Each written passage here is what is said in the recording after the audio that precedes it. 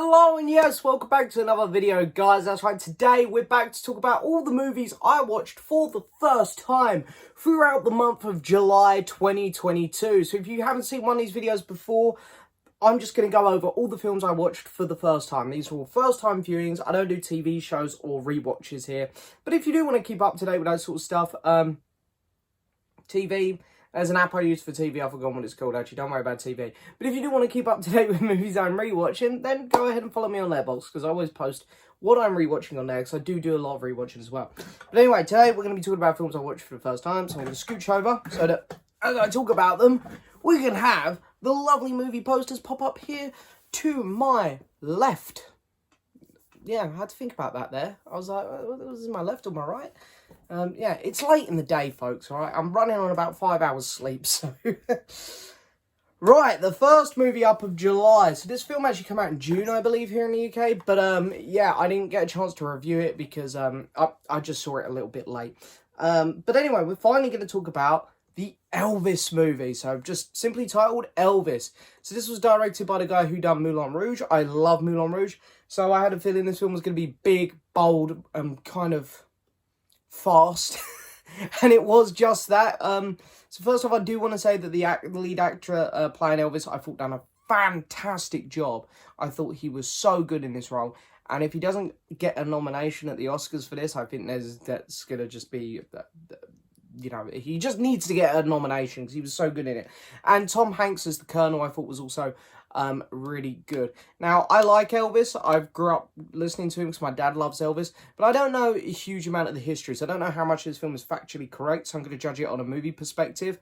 And I thought the first act was really choppy in the editing room.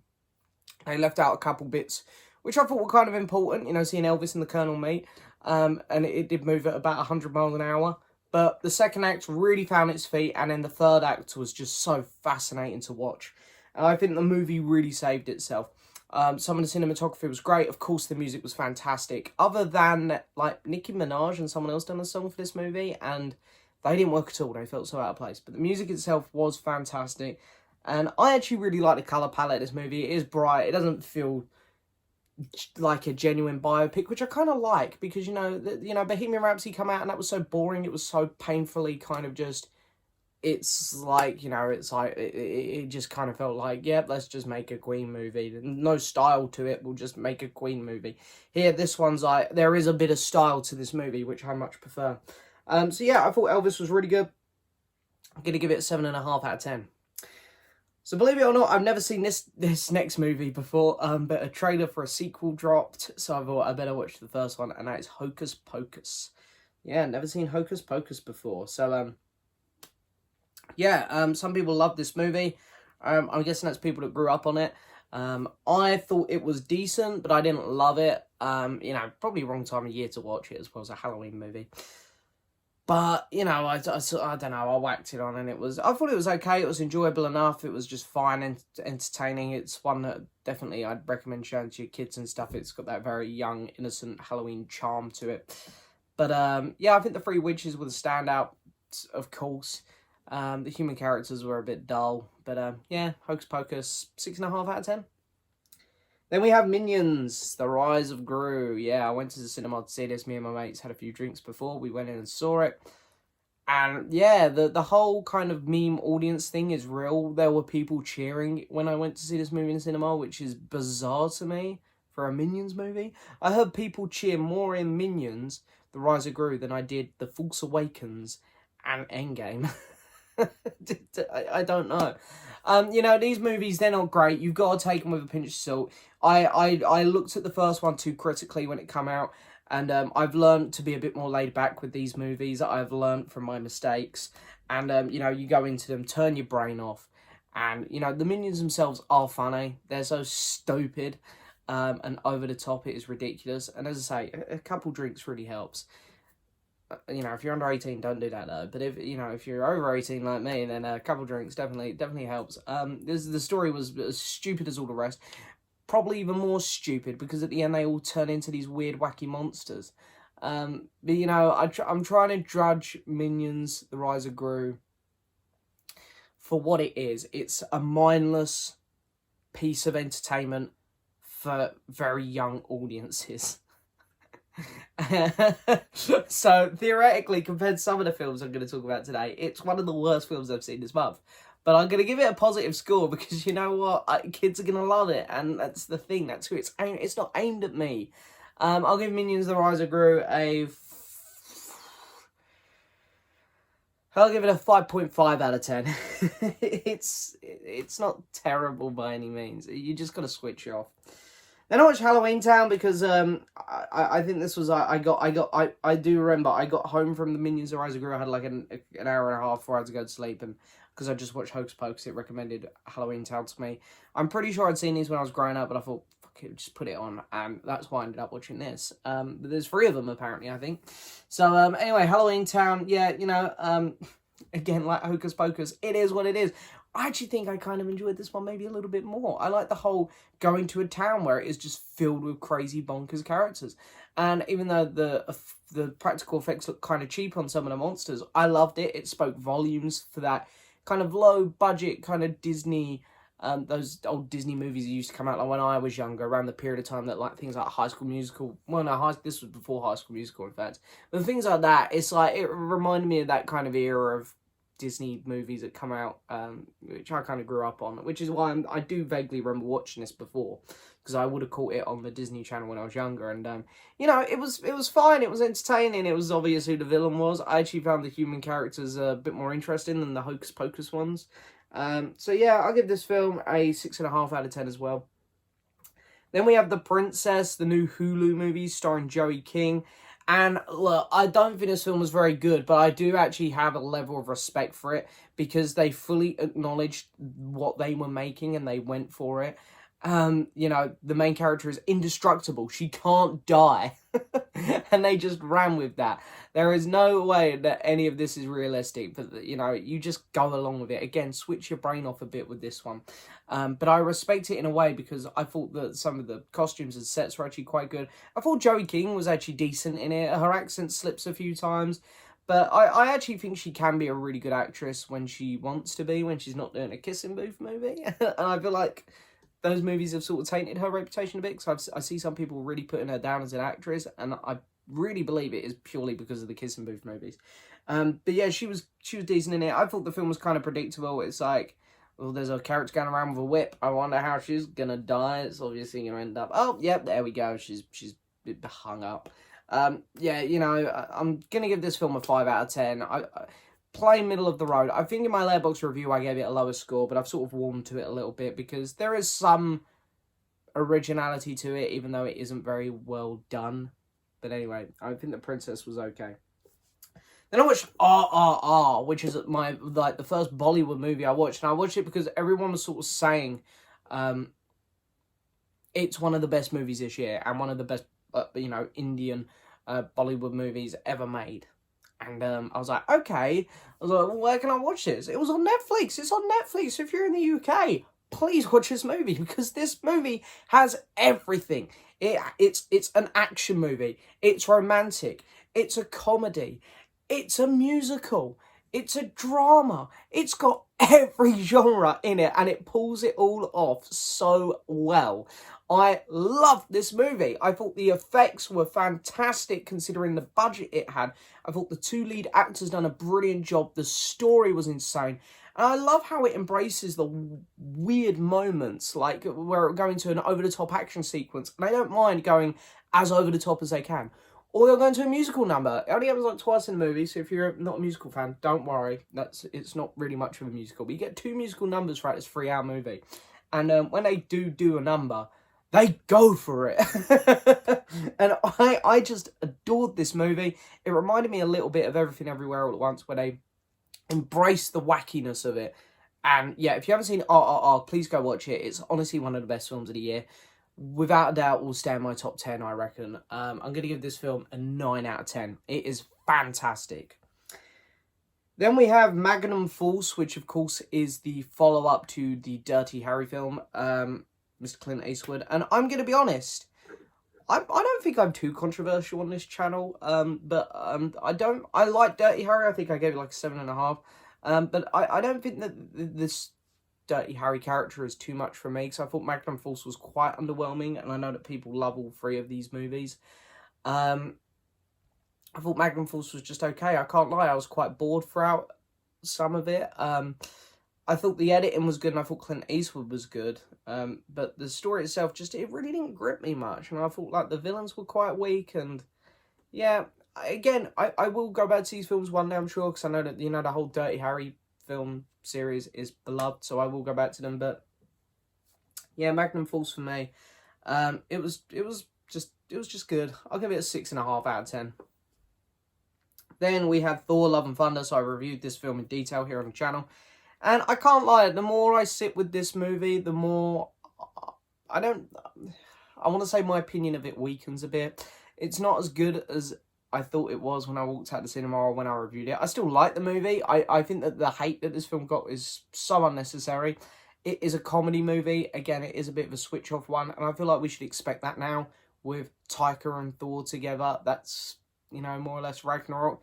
But I think the Ragnarok works a lot better because there is still that serious tone of we need to get from here to here and there is a threat.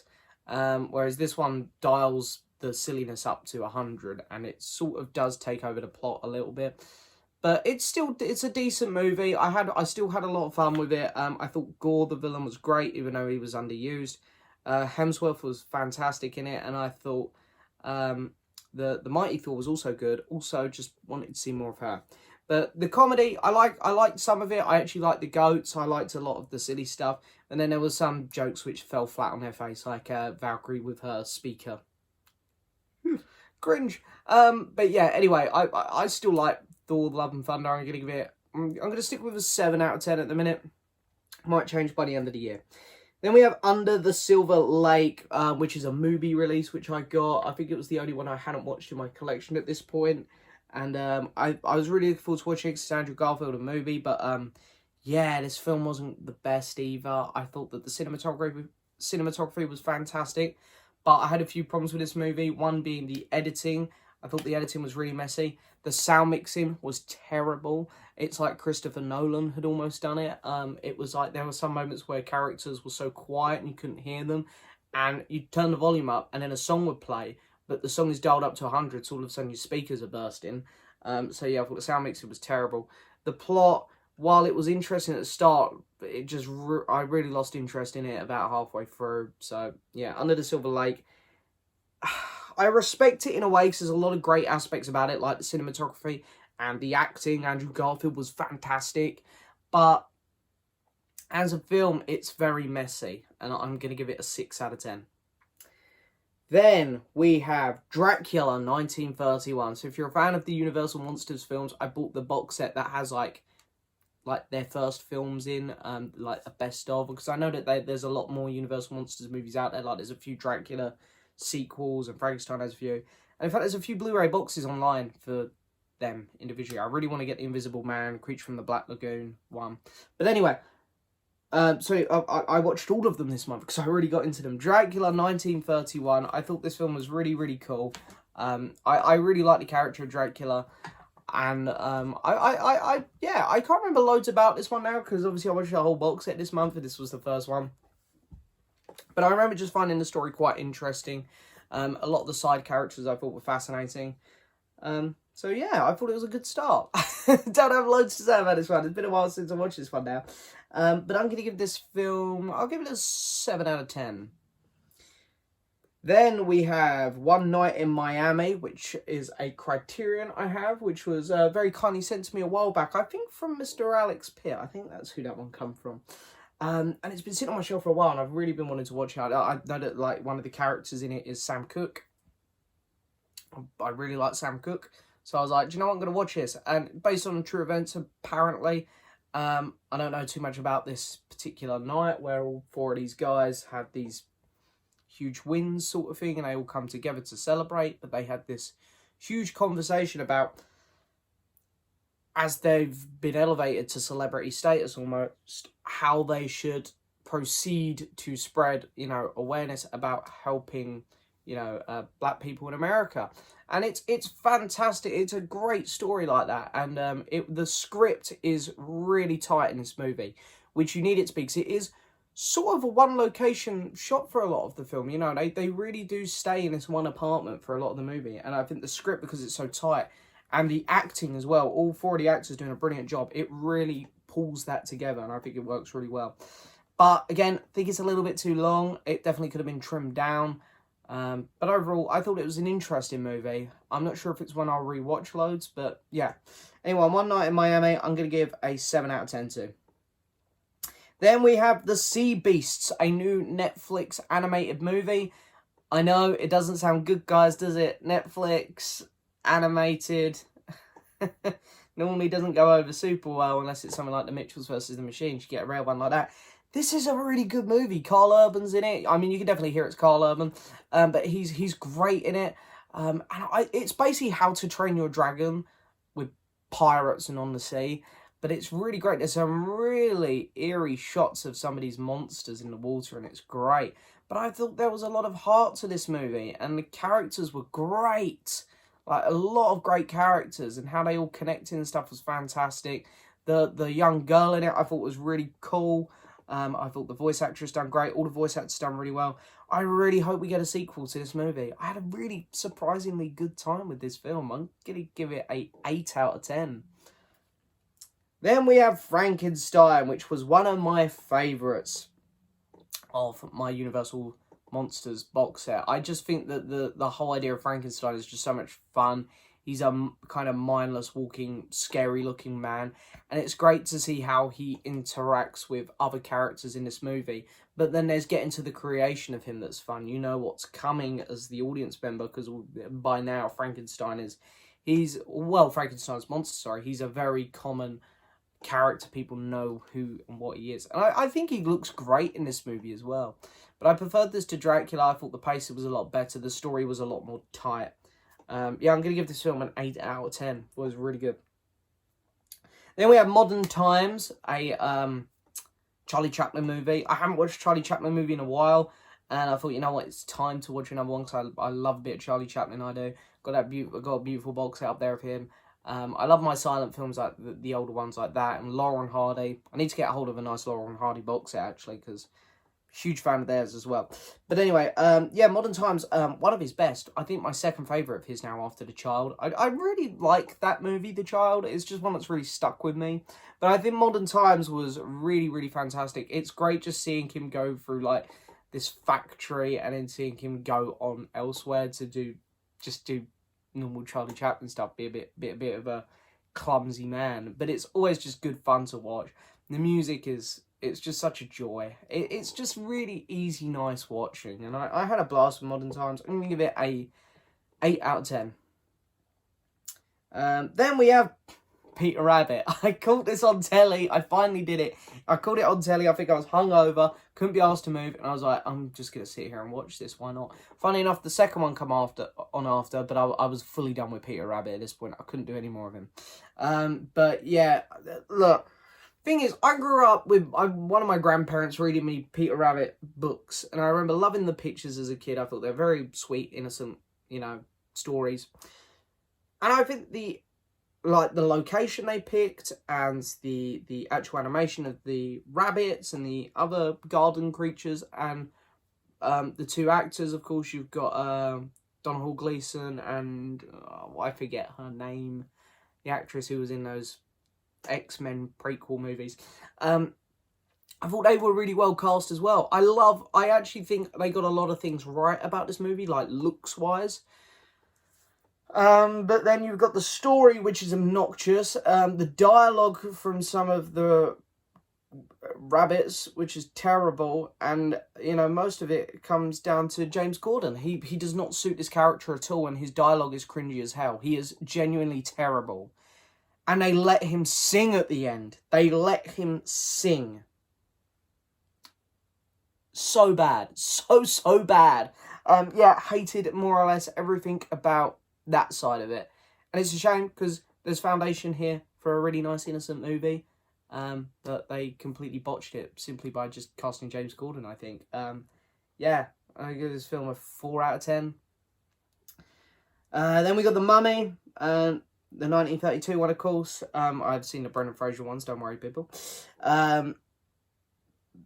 yeah, this was one of the weaker ones in the box set. I really didn't connect with this movie much. I just felt like the movie kept getting lost within itself. There were a few little side plots which kept creeping in, and the attention was very rarely on the mummy itself. And it's like, that's the best thing about these movies. You go to a Dracula film, see Dracula. You go to an Invisible Man movie to see Invisible Man, to watch the Invisible Man. You go to the creature from the Black Lagoon, see the creature from the Black Lagoon, and it just felt like the mummy was barely in this one. I don't have loads to say about it. I was thoroughly bored throughout a lot of this one. I'm not going to lie to you. I'm going to give it a 5.5 out of 10. Very disappointing film here. Then we have 2010. I've been meaning to watch this film for a long time because 2001: A Space Odyssey is one of my favourite movies. I love that movie. And it also stars... I want to say the actor's name, but I've got a feeling I'm going to get it wrong. So I'm just going to... the actor's name is... Where is his name? Really? I literally can't see it. I've gone through the whole... I swear, where the hell does it say his name? Rob Schneider. Schneider. No, it's not Schneider, is it? Yeah, it is Schneider, yeah. For some reason I was thinking that was a comedy actor. Apologies about that, people. Proper botched the video up there. But anyway, Rob Schneider, yeah, who we all know from Jaws. Fantastic actor. So, yeah, I mean, it's 2010, the year we made contact. I mean, I look on IMDb and Letterboxd and it always just says 2010, but then my Blu-ray has the year we made contact next to it, so I don't know. I actually think they captured the themes of the original quite well. It's a very slow-paced movie, so it feels like a true sort of sequel. It is very obviously heavily influenced by the 2001, and I think it does sort of fit in well with it. It's just obviously not as good, you know. When you're trying to make a sequel to a masterpiece, it's going to be hard to... It's so rare that a film turns out as good, if not better. It is what it is. It's a fine film. There's a lot of good acting in it. The score's quite good, I thought. But, yeah, it is what it is. 7 out of 10. Then we got the Bob's Burgers movie. Now, Bob's Burgers, I've been shown season 1 before. I thought it was okay at best. A movie popped up on Disney Plus. Thought, I'll give it a go.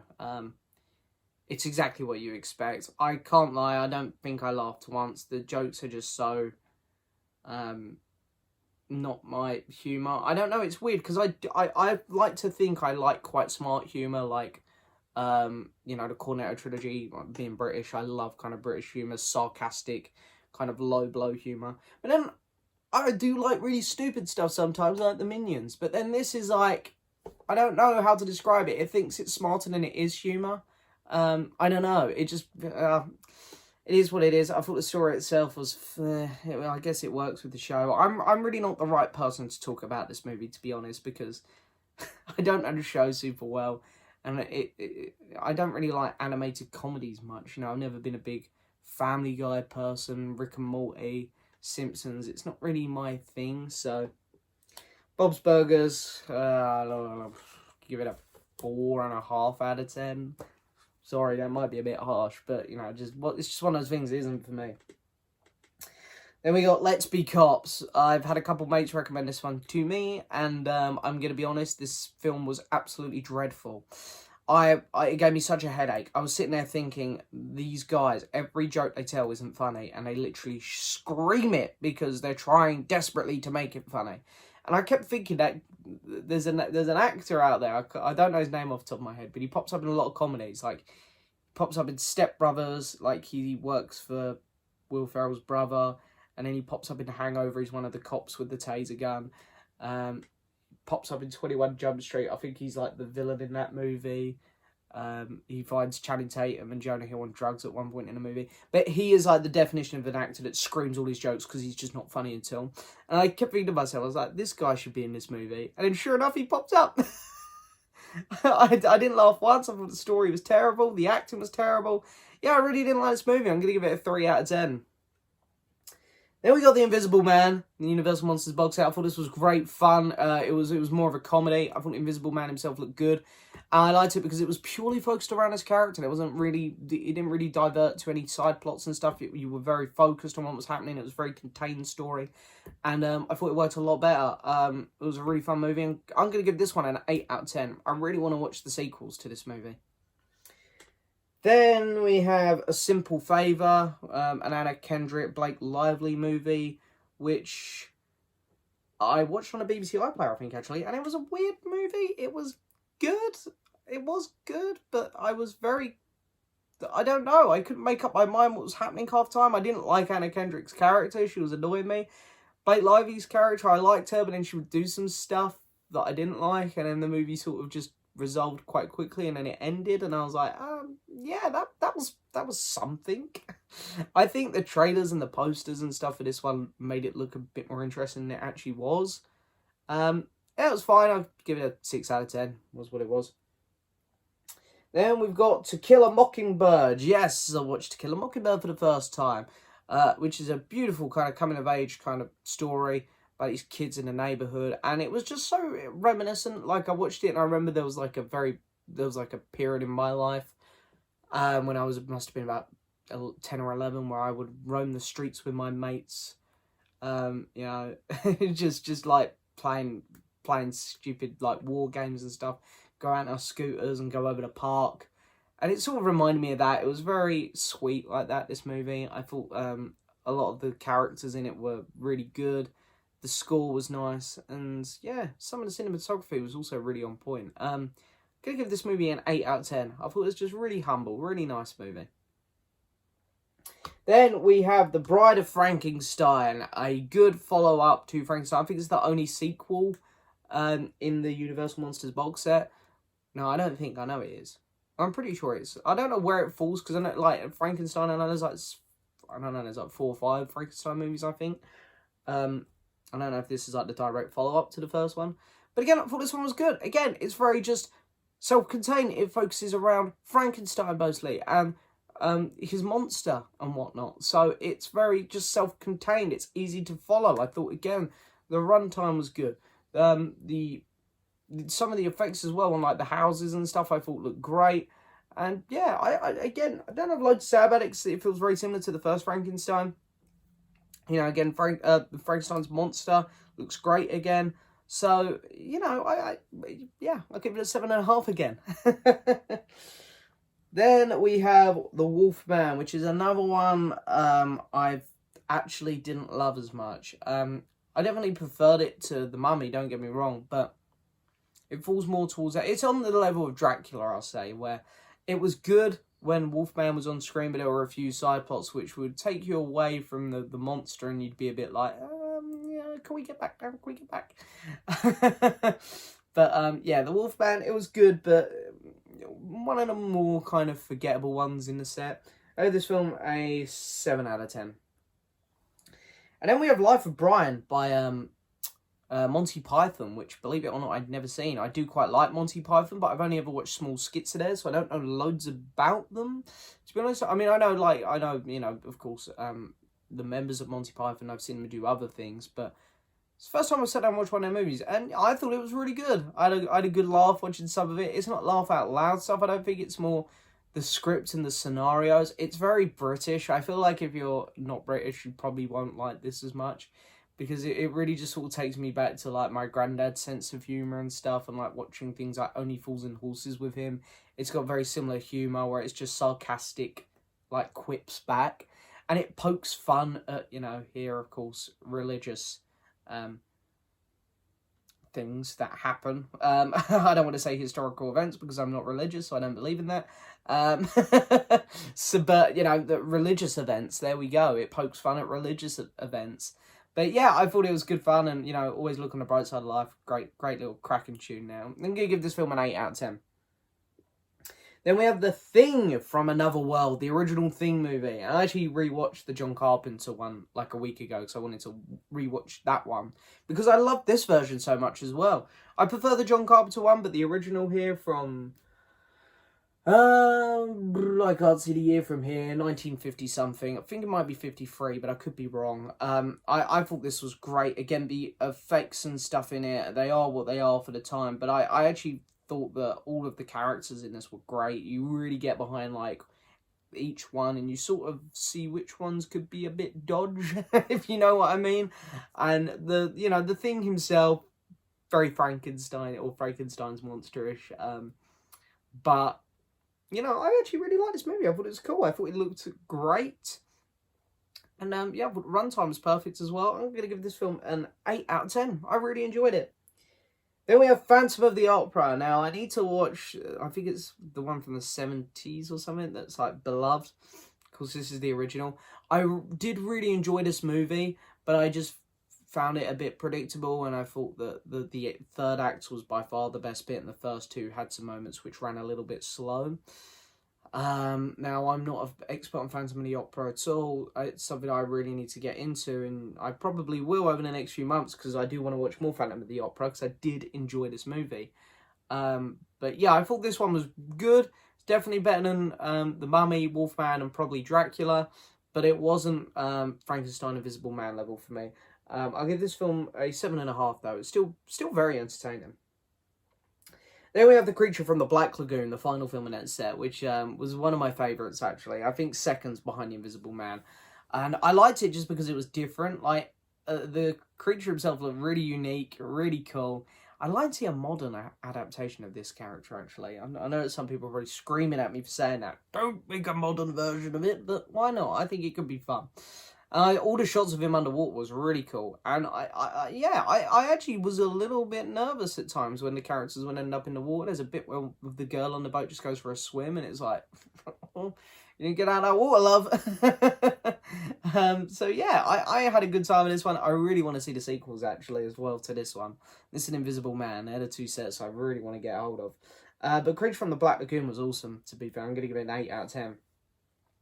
Then we have Persuasion, a new Netflix movie starring Dakota Johnson, which I actually quite enjoyed. Period pieces aren't really my thing too much. The last one I remember liking was Emma from 2020, starring Anya Taylor-Joy. But this one was, you know, I thought the dialogue was actually quite good in it. You know, it's a lot of old English dialogue a lot of the times, but I thought that Dakota Johnson gave a really good performance. A few of the other side characters were really good in it. And yeah, I think where this film went a bit wrong again was runtime. It could have been trimmed down a bit, but it was a decent movie. I'll give it a 6.5 out of 10. Then we have The Grey Man, the Russo brothers, new film, straight to Netflix. Amazing cast. And I'm starting to think that the Russo brothers, unless Kevin Feige is watching over him, I had a feeling they're not quite as great as people think they are, because, you know, Infinity War and Endgame are class films. I really love those two Avengers movies. But Cherry was very nyeh, and now here we are again with another nyeh film, which is a shame because there's so many great actors in this that are wasted. I'll say the final showdown between Ryan Gosling and Chris Evans' character is fantastic. And the final act itself was really fun, actually. The final act was really fun, but the first two are just so empty feeling. Like, you don't care about what's happening. The stakes don't feel very high. So yeah, the directing itself is very average. The cinematography is very bland. So yeah, I think the cast are great, and the third act's really fun. And in this film, I'll give it a 6 out of 10. I'm probably being a bit kind, but yeah, 6 out of 10. Okay, we're nearly there. After I finished my Universal's Monster Box set, I decided it's finally time to start the Christopher Lee Dracula film, so I watched the first one, and this was fantastic. Christopher Lee is obviously great as Dracula. I knew he would be, because everyone praises him so much for this role. But Peter Cushing, man, I love that actor. Every time he shows up in anything, he is so good. He's just... It's so hard, because, honestly, Christopher Lee is probably in my top 5 actors ever. I love him as an actor.